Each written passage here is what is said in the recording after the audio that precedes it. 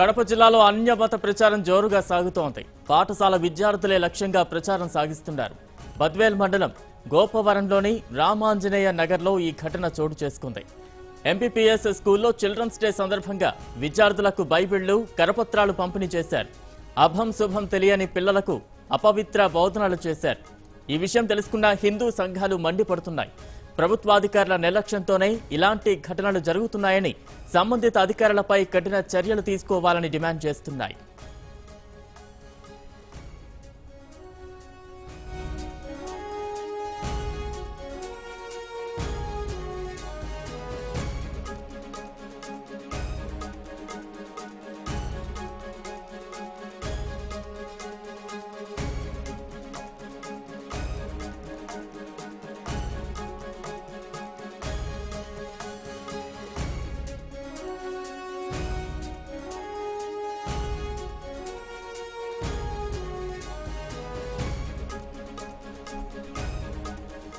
ఇక ప్రస్తుతం ఇదే అంశంపై మాట్లాడేందుకు కడప డిఈఓ శైలజ గారు ఫోన్ లైన్ లో అందుబాటులో ఉన్నారు. శైలజ గారు నమస్తే అండి.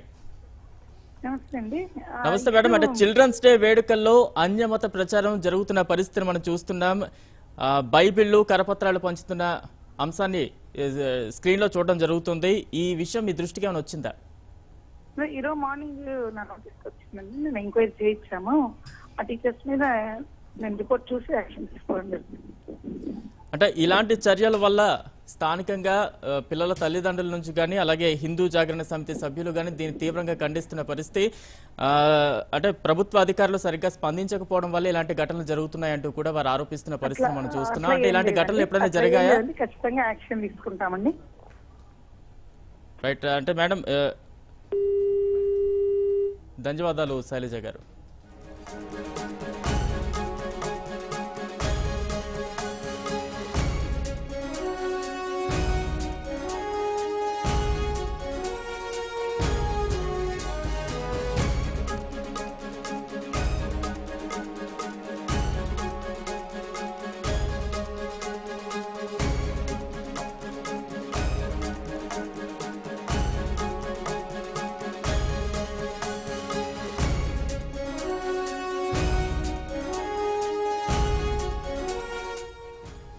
కడప జిల్లాలో అన్యమత ప్రచారం జోరుగా సాగుతోంది. పాఠశాల విద్యార్థులే లక్ష్యంగా ప్రచారం సాగిస్తున్నారు.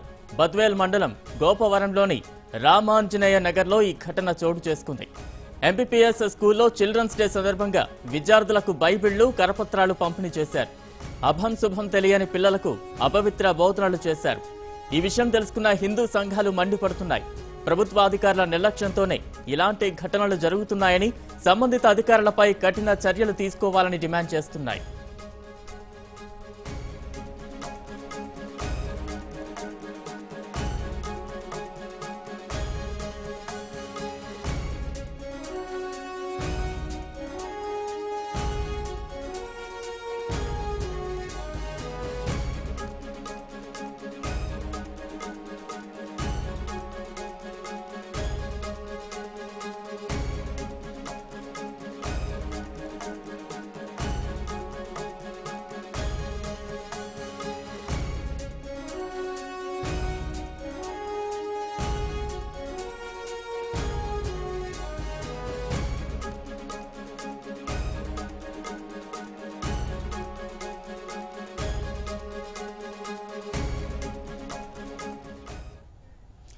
ప్రస్తుతం ఇదే అంశంపై మాట్లాడేందుకు బీజేపీ నేత సుబ్బారెడ్డి గారు ఫోన్ లైన్ లో అందుబాటులో ఉన్నారు. సుబ్బారెడ్డి గారు నమస్తే అండి. సార్ నమస్తే. చిల్డ్రన్స్ డే వేడుకల్లో అన్యమత ప్రచారాన్ని ఏ రకంగా చూస్తున్నారు? అంటే ఆ రోజు చిల్డ్రన్స్ డే రోజు బైబిళ్లు, కరపత్రాలు పంచడాన్ని ఏ రకంగా చూస్తున్నారు? స్థానికులు ఏ రకంగా స్పందిస్తున్నారు? యాక్చువల్ గా మామూలుగా చిన్నపిల్లల దినం అని చెప్పేసి చాచా నెహ్రూ పేరు మీద జరుగుతుంది ఈ ప్రోగ్రామ్ కు. కడప జిల్లా గోపవరం మండలంలో అందులోనూ మండల ప్రజా పరిషత్ హై స్కూల్లో రామాంజనేయ జరగడం అనేది మహాఘోరం అండి. అది చిన్న పిల్లలకు విద్యా బుద్ధులు నేర్పించాల్సిన టీచర్లు అది చిల్డ్రన్స్ డే రోజున వాళ్ళకు బైబిళ్ళు, పుస్తకాలు, వాళ్ళకు ఆరోగ్యం వస్తుంది ఈ విధంగా పంచడం అనేది ఇంతకు మునుపు కూడా కడప టౌన్ లో, కడప సర్కిల్ లో ఒక స్కూల్లో జరిగిందండి. అప్పుడు కూడా చాలా వరకు మనం మెచ్చుకోదగింది ఏంటంటే ఇంతకు మునుపే మన కడప జిల్లాలో భారత్ టుడే వాళ్ళు అక్కడికి పోయి ప్రత్యక్షంగా వాళ్ళను వీడియోలతో సహా పట్టించారు. అయినప్పటికీ ఈ విద్యా సంస్థలలో పనిచేస్తున్నటువంటి ఉపాధ్యాయులు బుద్ధి తెచ్చుకోకుండా ఈ విధంగా అన్యమత ప్రచారం చేయడం అనేది చాలా ఘోరం అండి. ఇది అంతేకాదు, మామూలుగా భారతదేశం అనేది 1206 సంవత్సరం నుంచి ఎన్నో రకాలుగా మనల్ని బానిస వంశాలుగా చేస్తున్నారు. అప్పుడు మహమ్మదీయులు కావచ్చు, తర్వాత క్రిస్టియన్ ఈలు కావచ్చు. 1947 వరకు అంటే లాస్ట్ లార్డ్ మౌంట్ బాటన్ వరకు మన భారతదేశాన్ని అనేక రకాలుగా హిందువులను క్రైస్తవులుగా మార్చడానికి ప్రయత్నం చేశారు. అప్పుడు ముస్లిమ్స్ అయితే ముస్లిమ్స్ గా మార్చడానికి చేశారు. బ్రిటిష్ గవర్నమెంట్ వారైతే క్రిస్టియన్స్ గా మార్చడానికి చేశారు. కానీ హిందూ సమాజం ఎప్పుడే కానీ దెబ్బతినలేదు. కాకపోతే ఇప్పుడేమవుతుందంటే మన హిందూ సమాజంలో మన రాజకీయ నాయకుల వల్ల ఇది ఎక్కువ పోకడలకు దారితీస్తోంది. అందులోనూ గవర్నమెంట్ అధికారులు కావచ్చు, మిగతా రాజకీయ నాయకులు కావచ్చు, వాళ్ళకు ప్రోద్బలం అందిస్తుండడం వల్ల ఇది ఎక్కువగా చిన్న పిల్లల నుంచి వాళ్ళకు ప్రోత్సాహకంగా ఉంటానట్టు వాళ్ళు బరి తెగిస్తున్నారండి. ఇది అంటే సుబ్బారెడ్డి గారు, అభంశుభం తెలియని చిన్న పిల్లల మీద ఇలాంటివి రుద్దడం ఎంతవరకు కరెక్ట్ అంటారు? మీరు చెప్పినట్టు గతంలో కూడా జరిగింది అంటున్నారు. మరోసారి ఈ ఘటన వెలుగులోకి వచ్చిన పరిస్థితి అంటే బీజేపీ తరఫున మీరు ఎలాంటి చర్యలు తీసుకోబోతున్నారు? అంటే ప్రభుత్వాధికారుల నిర్లక్ష్యంతోనే ఇలాంటి ఘటనలు జరుగుతున్నాయంటూ కూడా స్థానికంగా ఆరోపణలు వినిపిస్తున్నాయి. అవునండి, ఇది యాక్చువల్ గా వచ్చేసి ప్రభుత్వ అధికారులు మరియు ప్రభుత్వం ఈ రాష్ట్ర ప్రభుత్వం అవలంబిస్తున్నటువంటి అలసత్వం వల్లనే ఇదంతా జరుగుతుంది. ఇంతకు ముందు జరిగిన వాళ్ళ మీద కఠిన చర్యలు తీసుకుని నింటే ఇటువంటివి జరగవు. కానీ వాళ్ళ మీద ఉదాసీనత చూపిస్తున్నారు. వీళ్ళు ఆల్రెడీ ఇంతకు ముందు 2-3 సార్లు మన డిఈఓ గారికి కావచ్చు వాళ్ళకు కంప్లైంట్ చేశాం. వీళ్ళ మీద ఎటువంటి చర్యలు లేవు. కానీ మేము అదే ఈ రోజు మళ్ళా రెండవసారి రిపీట్ కావడం వల్ల మేము ఆల్రెడీ ఈ రోజు మా వాళ్ళతో మా నాయకులతో మాట్లాడాము. దీని మీద ఏదో ఒక చర్య తీసుకొని డిఈఓ మీద వీళ్ళ మీద తగు చర్యలు తీసుకునేటట్టు విద్యాశాఖకు కంప్లైంట్ చేయాలని ఉన్నాం మేము కూడా. దీని మీద మిగతా వాళ్ళు కూడా స్పందించాల్సి వస్తుందండి. మిగతా రాజకీయ పార్టీలు కావచ్చు, ఎవరైనా కావచ్చు, వారి మతం వాళ్ళకు గొప్ప కావచ్చు. కానీ హైందవ సమాజం మీద రుద్దడం కోసము మరి అభం శుభం తెలియని పిల్లల మీద అంటే వారికి చిన్న పిల్లతనంలో ఏదైతే నేర్పుతారో అదే అలవాటు అవుతుంది. వాళ్ళకు వేరే ఏ ధ్యాస ఉండదు. కాబట్టి వీళ్ళు ఆ పథకం ప్రకారం ఈ విధంగా చిన్న పిల్లలతో నుంచే స్టార్ట్ చేయిస్తున్నారు. అందులోనూ జనగణమన వందే మాత్రం పాడనివ్వకుండా, అవి తెలవనివ్వకుండా యేసు పాటలు ఇవి నేర్పడం వల్ల చాలా వరకు విద్యా వ్యవస్థనే దెబ్బతింటోంది. ఆల్రెడీ మన విద్యా వ్యవస్థ మన దేశంలో చాలా అధోగతికి పాలయ్యింది. రైట్ సార్, సుబ్బారెడ్డి గారు ఫోన్ లైన్ లో అందుబాటులోకి వచ్చినందుకు ధన్యవాదాలండి.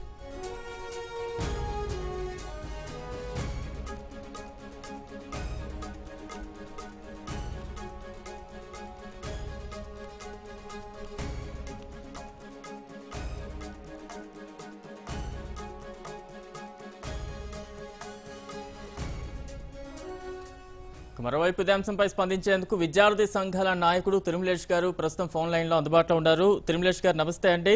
ఈ ఘటన ఏ రకంగా చూస్తున్నారు? చిల్డ్రన్స్ డే వేడుకల్లో అభం శుభం తెలియని చిన్నారుల మీద ఇలాంటి అన్యమత ప్రచారాలు రుద్దడం ఎంతవరకు కరెక్ట్ అంటారు? గతంలో కూడా ఇలాంటి ఘటనలు జరిగినట్టుగా కూడా మనకు సమాచారం అందుతోంది. ప్రస్తుతం ఇంకోసారి వెలుగులోకి వచ్చిన పరిస్థితి, ఎలాంటి చర్యలు తీసుకోవాలంటారు? అవును సార్, ఇప్పుడు ప్రస్తుతం కడప జిల్లాలో ఉండే విద్యా వ్యవస్థ, విద్యాశాఖ అధికారులు ఏ విధంగా తయారైనారో ప్రత్యక్షంగా ఈ రోజు అర్థమవుతా ఉంది సార్. గతంలో మొన్న 2 వారాల కిందటనే మీరు చూశారు, రామచంద్రయ్య కాలనీలో ఒక ప్రభుత్వ ఎంపీయూపీ ఉన్నట్టు పాఠశాలలోనే పిల్లల చేతికి బైబుల్స్ ఇచ్చి ఏ రకంగా అయితే విద్యార్థులను మోల్డ్ చేసే విధంగా ప్రవచనాలు చెప్పుకుంటా అంటే సిలబస్ గవర్నమెంట్ ముద్రించిన, ప్రభుత్వం ముద్రించిన సిలబస్ అంతా పక్కన పెట్టేసి ఏ విధంగా అయితే చెప్తా ఉన్నారో అదే తాత్కాలికం ఈ రోజు మన బద్వేల్లో కూడా ఒక ఎంపీయూపీ స్కూల్లో జరగడం అనేది అంటే విద్యా వ్యవస్థ నిద్రపోతుంది అనేది చాలా ప్రశ్నార్థకంగా మారింది సార్. ఇప్పుడు మన కడప జిల్లాలో ఎంతో మంది ఉపాధ్యాయులు ఉన్నారు. పిల్లలకు బోధించండి అని చెప్పి ప్రభుత్వం కొన్ని వేల రూపాయలు వెచ్చించి పుస్తకాలు రూపొందించి మంచి మంచి పాఠ్య పుస్తకాలు కవుల గురించి అయితేనేమి బాగుపడడానికి ఏ రకంగా అయితే ఉపయోగపడతాయో అటువంటివన్నీ ముద్రించి చేశారు.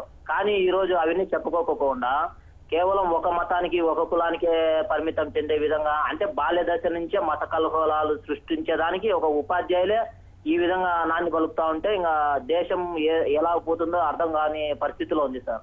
దీనిపైన చర్యలు తీసుకునేందుకు ఇంతవరకు విద్యాశాఖ అధికారులు ఎవరు కూడా అటువంటి ఇంత దారుణం జరుగుతానే అటు పక్క పోయి పరిశీలించింది లేదు. నిన్న ఎంఈఓ స్టేట్మెంట్ ఇస్తారు, చర్యలు తీసుకుంటామంటారు, అది తీసుకునింది లేదు, ఏం లేదు.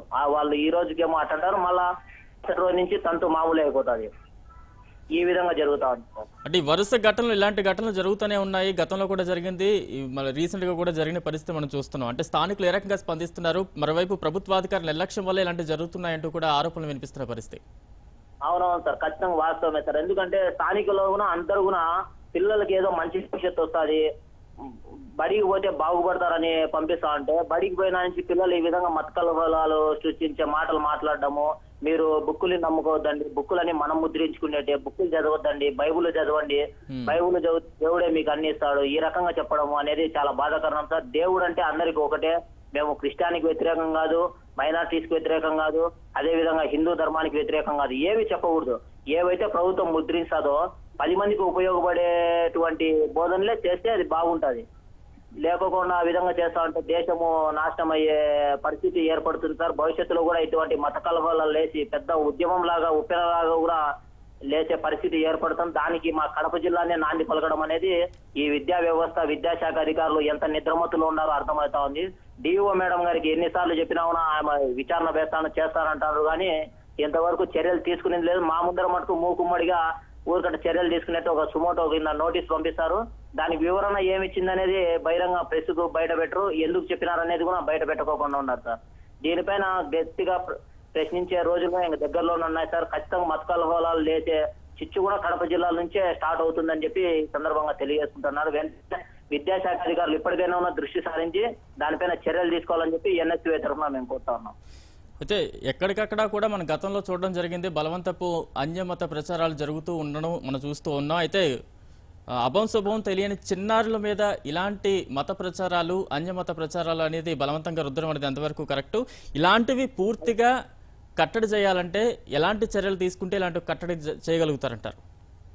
ఇప్పుడు ఏం తెలియదు సార్, చిన్న పసి పిల్లలు, వాళ్ళకు ఏది చెప్తే అదే అర్థమవుతుంది. అందుకని అటువంటి వయసు నుంచే ఏమన్నా దేశానికి ఉపయోగపడేటి భవిష్యత్తు బాగుండేటువంటివి ఇటువంటి చెప్తే వాళ్ళకు ఏదో దేశం మంచి నడవడికలు నడుస్తుంది. అటువంటి వాళ్ళకి వీళ్ళు మత కలవలాలు సృష్టించే ఒక ప్రవచనాలు చెప్పడము అంటే, ఈవెన్ నేను క్రిస్టియానిటీ ఒకటే అనడం లేదు, హిందూ ధర్మాన్ని చెప్పకూడదు, క్రిస్టియానిటీ చెప్పకూడదు, మైనార్టీస్ చెప్పకూడదు, అందరూ ఆల్ ఆర్ ఈక్వల్ అనే ఒక మెసేజ్ తో దేవుడు అందరికి ఒకటి అనే ఆ ఉద్దేశంతో చెప్పి దేశం ఒక గర్వించదగ్గ విద్యార్థినిగా తయారు చేయాలి. కానీ ఈ విధంగా ఒక మతానికి ఒక కానీ ఒక ప్రభుత్వ పాఠశాలలోనే ఈ విధంగా జరుగుతుందంటే ఇంకా దారుణం. అంటే ప్రభుత్వము ఎంత నిర్లక్ష్యంగా ఎంత నిద్రమత్తులో ఉండేది ప్రత్యక్షంగా అర్థమవుతాను సార్.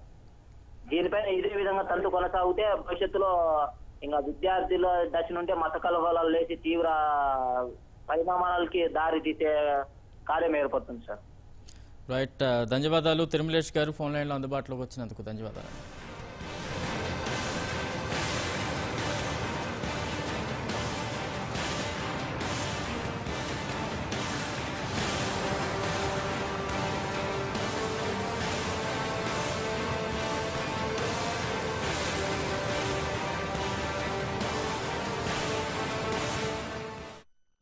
సుధారాణి పంచిందారు church school head master Rosie Parvathamma. మీరు చెప్పండి.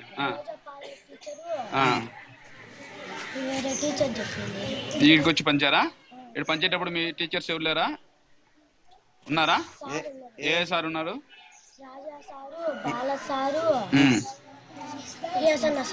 వాళ్ళు ముగ్గురు ఉండగానే పంచిపోయిందా వచ్చి ఇడికి? వీళ్ళేమని లేదా తీసుకోవద్దని కానీ టీచర్స్ కానీ ఏం చెప్పలేదా మీకు? వాళ్ళు ఇస్తా అంటే గమ్ము సైలెంట్ గా ఉన్నారు వీళ్ళు. ఏ క్లాస్ కి ఇచ్చారు?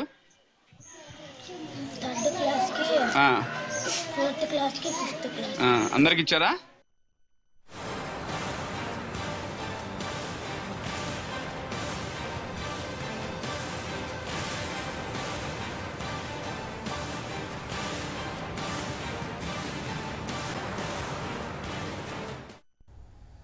కివీ బులెటిన్ విశ్లేషణ